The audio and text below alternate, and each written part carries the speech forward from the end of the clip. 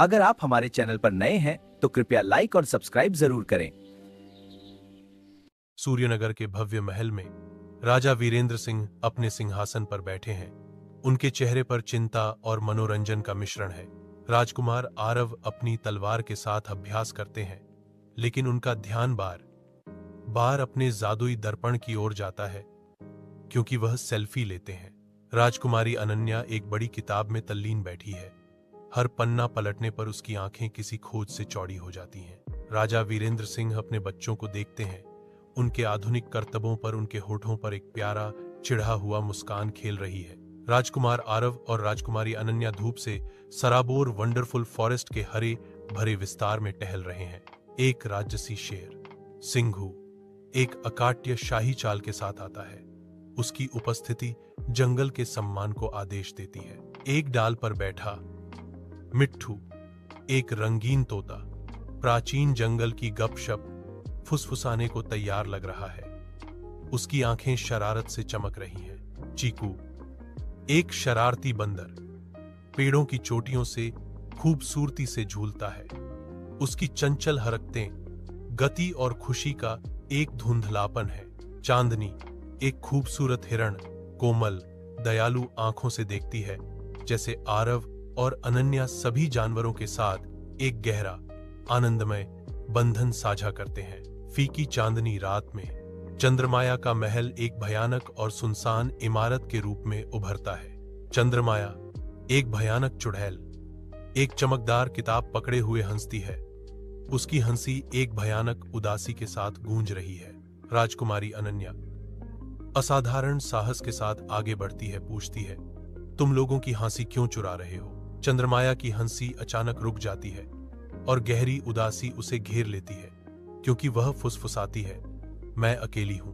राजकुमार आरव एक चुटकुला सुनाते हैं। चीकू बंदर एक अजीब नृत्य करता है और सिंघू शेर दहाड़ता है, जिससे जंगल हंसी से भर जाता है। चंद्रमाया सचमुच हंसती है।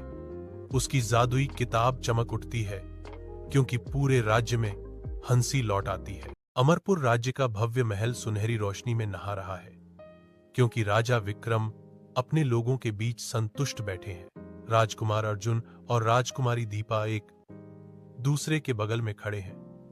उनके हाथ बंधे हुए हैं। उनकी आंखें एक गहरे, अटूट प्रेम को दर्शाती हैं। अचानक हवा का एक तेज झोंका चलता है और एक काली अशुभ छाया महल को घेर लेती है, जिससे हवा ठंडी हो जाती है। चुड़ैल मृगनयनी की भयानक आवाज गूंजती है, एक भयावह चेतावनी। यदि राजकुमार और राजकुमारी सच्चे प्यार का इजहार नहीं करते हैं, तो पूरा राज्य हमेशा के लिए अंधेरे में डूब जाएगा।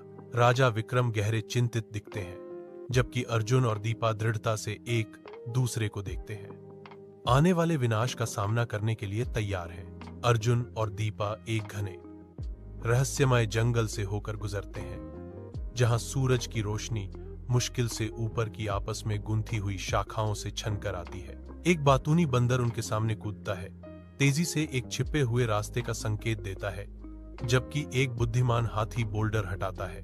रंगीन पक्षियों का एक झुंड ऊपर उड़ रहा है। उनके जीवंत पंख आगे का रास्ता दिखाते हुए प्रतीत हो रहे हैं। वे एक चमकते झरने पर पहुंचते हैं, जहां लीलावती परी एक फूल पर नाजुकता से बैठी प्रतीक्षा कर रही है। चुड़ैल को हराने के लिए तुम्हें सच्चे दिल का प्यार और साहस दिखाना होगा। अर्जुन और दीपा चुड़ैल के किले में कदम रखते हैं, जहां भयानक आकृतियां छाया में बिलबिलाती हैं और डरावनी फुसफुसाहट उन्हें भ्रमित कर देती है। चुड़ैल मृगनयनी अपने सिंहासन पर अपने शापित कर्मचारियों के साथ भ्रम पैदा करती है। उसकी आंखें अंधेरी शक्ति से जल रही हैं। अर्जुन की तलवार चलती है, लाठी टूट जाती है। जैसे ही दीपा उसका हाथ पकड़कर कहती है, मैं तुमसे प्यार करती हूं अर्जुन, एक चकाचौंध कर देने वाली रोशनी किले को अपनी आगोश में ले लेती है। मृगनयनी को एक दुखद महिला में बदल देती है। उसका आतंक गायब हो जाता है। वन्य जीव और परियां उसकी ओर दौड़ पड़ते हैं। जैसे ही अंधेरा छंटता है, पूरे राज्य में खुशियां फैल जाती हैं।